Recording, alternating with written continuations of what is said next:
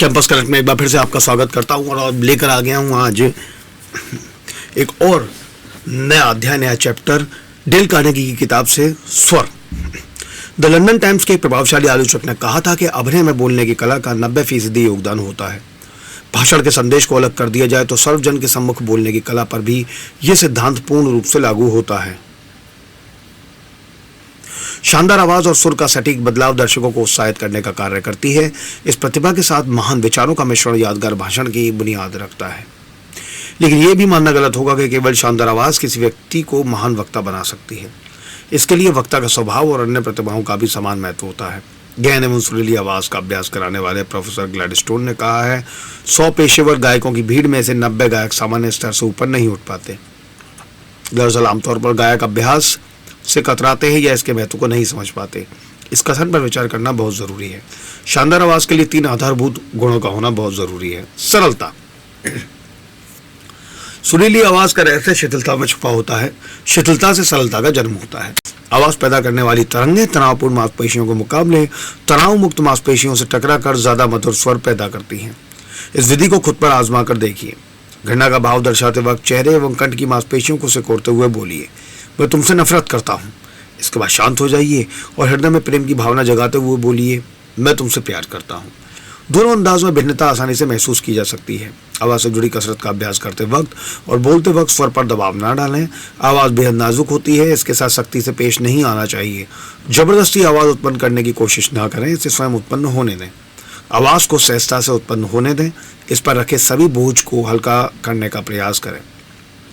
भाषण देते वक्त कंठ पर तनाव नहीं होना चाहिए। यही कारण है कि मांसपेशियों को सिकोड़ने से परहेज रखने की सलाह दी जाती है। कंठ को आवाज के लिए चिमनी की तरह व्यवहार करना चाहिए। जाहिर है कि अप्राकृतिक सिकुड़न चिमनी की उसी प्रकार को खराब कर देती है जैसे तनाव से ग्रस्त कंठ से निकली आवाज। हताशा और मानसिक तनाव की वजह से चेहरे और कंठ में शिकन पैदा होती है। संतुलन और आत्मविश्वास के लिए संघर्ष करें। बड़ा सवाल है कि शिथिलता कैसे हासिल की जाए। इसका सबसे आसान रास्ता है शांत होने की इच्छा। अपने हाथों को कंधे की सीध में खड़ा करें और अचानक हाथ को खड़ा रखने की शक्ति छोड़ दें तथा हाथों को नीचे गिरने दें। इसी तरह कंठ की मांसपेशियों को सिर और गर्दन ढील छोड़कर आराम देने का अभ्यास करें। अपनी कमर के सारे शरीर के ऊपरी हिस्से को घुमाएं, सिर को ढीला छोड़ दें और शरीर के निचले हिस्से को स्वाभाविक तौर पर घूमने दें। याद रखें, इस प्रक्रिया में बल का प्रयोग ना करें और सिर को बिल्कुल ढीला छोड़ें। गर्दन को शिथिल रहने दें और शरीर के निचले हिस्से के साथ खुद ब खुद घूमने दें। सिर को छाती पर ना गिरने दें। फिर सिर को उठाएं और जबड़े को झूलने दें। जबड़े को उस समय तक ढीला छोड़ें जब तक जबड़े में भारीपन में एहसास ना हो। कुछ समय बाद ऐसा एहसास होगा जैसे चेहरे पर वजन लटका दिया गया हो। इस कसरत के द्वारा स्वर में मधुर बदलाव के लिए मांसपेशियां तैयार हो जाएंगी और स्वर बना किसी बाधा के निकलने लगेगा। इसी प्रकार होठों को भी लचीला बनाने का अभ्यास करना चाहिए। होठों के जरिए भी स्पष्ट और मधुर स्वर उत्पन्न करने में सहायता मिलती है। होठों में लचीलेपन के लिए मो एवं मैं का बार बार उच्चारण करें। मो बोलते वक्त होठों को ओ स्वर पैदा करने जैसा गोल बनाएं। मैं बोलते वक्त होठों को इस तरफ फैलाएं जैसे कि हंसते वक्त किया जाता है। इस अभ्यास को बार बार करें और होठों को कसरत करने का ज़्यादा से ज़्यादा वक्त दें। इसी प्रकार कुछ और अभ्यास करने का प्रयास करें। मो, ई, ओ, ई, उस, आह। इस अभ्यास पर निपुणता हासिल करने के बाद निम्नलिखित अभ्यास होठों में लचक पैदा करने के लिए बहुत कारगर साबित होंगे। जैसे कि ए जैसे ऐनक में, ई जैसे इनाम में, यू जैसे यूक्रेन में, आ जैसे आह में, आई जैसे आइस में, आ जैसे ऑयल में, ए जैसे ऐतराज में, ई जैसे ईख में, आ जैसे आम में, ओ जैसे ओखली में, ओ जैसे ओस में, ऊ जैसे ऊंचा में, औ जैसे ऑक्सीजन में, ऊ जैसे उल्लू में, ए जैसे एक में, ई जैसे इमली में, ऊ जैसे ऊंट में, ई जैसे इसमें। इस अभ्यास को करते वक्त ध्यान रखें कि सांस भरने के बाद आवाज को गले की जगह पेट से निकाला जाए। जिस तरह से कमर के बल लेटकर आसानी से सांस ली जाती है, उसी तरह सांस लेने का अभ्यास करें। अभ्यास के दौरान आपको महसूस होगा कि सांस लेने और आवाज पैदा करने की क्रिया में पेट की विशेष भूमिका होती है। ये सांस लेने की प्राकृतिक एवं सटीक प्रक्रिया है। सांस लेने की इस प्रक्रिया को धीरे धीरे आदत में शामिल करें। यकीन मानिए, एक समय बाद कंठ की मांसपेशियों को आराम देने का अभ्यास हो जाएगा। स्पष्टता।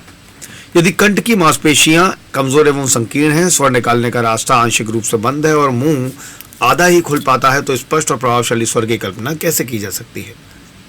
आवाज तरंगों की श्रृंखला से उत्पन्न होती है और यदि आप अपने मुंह को कैद में तब्दील कर देंगे, जबड़े और होठों को कसकर दबाए रखेंगे, तो कंठ से स्वर का निकलना बेहद मुश्किल हो जाएगा। ऐसे में यदि आवाज निकलेगी भी तो उसमें मधुरता एवं प्रभाव का अभाव होगा। बोलते समय मुंह को बड़ा खोलें, कंठ को तनाव मुक्त रखें और स्वर को स्वाभाविक रूप से आसानी के साथ निकलने दें। अपने मुंह को उबासी लेने की जगह बोलने के लिए खोलिए। बोलते समय स्वाभाविक रहने की कोशिश कीजिए। यदि आपके स्वर से संबंधित अंग स्वस्थ हैं तो लगातार अभ्यास के जरिए स्वर को मधुर बनाने की कोशिश करते रहिए, सफलता जरूर मिलेगी। स्वर में कमी के कई कारण और भी हो सकते हैं। गले में सूजन या फिर नाक की हड्डी बड़ी होने की वजह से भी आवाज़ साफ तौर पर नहीं निकल पाती है। यदि ऐसा है तो डॉक्टर से सलाह जरूर लेनी चाहिए। स्वर पैदा करने में गले और पेट के साथ नाक की भी अहम भूमिका होती है, अतः नाक का खुला होना बेहद महत्वपूर्ण है।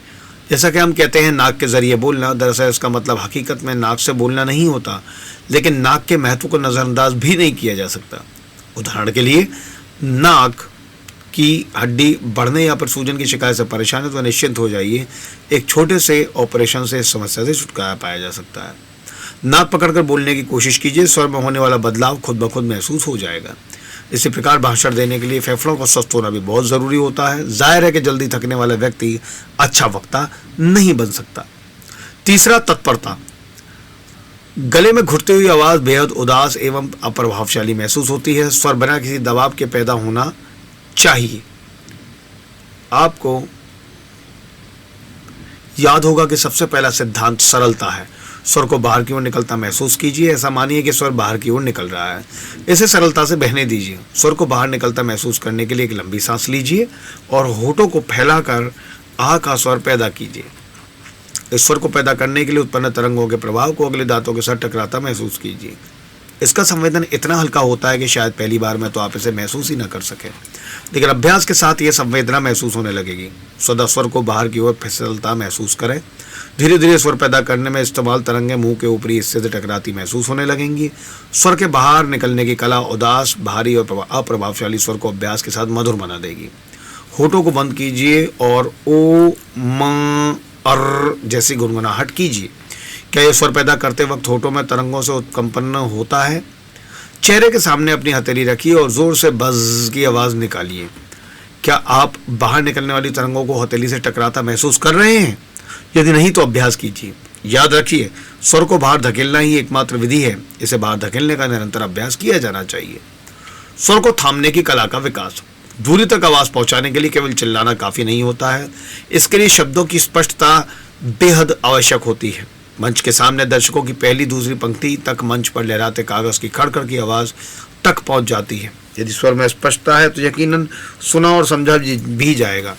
हालांकि इस बात से भी इनकार नहीं किया जा सकता कि भाषण आखिरी कतार में बैठे दर्शकों को भी सुनाई देना चाहिए। यदि पिछली कतार में बैठे दर्शकों का भाषण सुनने में असुविधा हो रही है तो स्वर के निम्नलिखित सिद्धांत को समझने की कोशिश कीजिए। ऐसे मौके पर सरलता के नियम के साथ स्पष्टता और तत्परता के नियम का भी पालन करें। ये दूर बैठे दर्शकों तक आवाज़ पहुंचाने का मुख्य सिद्धांत है, यानी कि आवाज़ आपकी साफ साफ पहुंच जाए, स्पष्ट रहे और तत्पर रहे।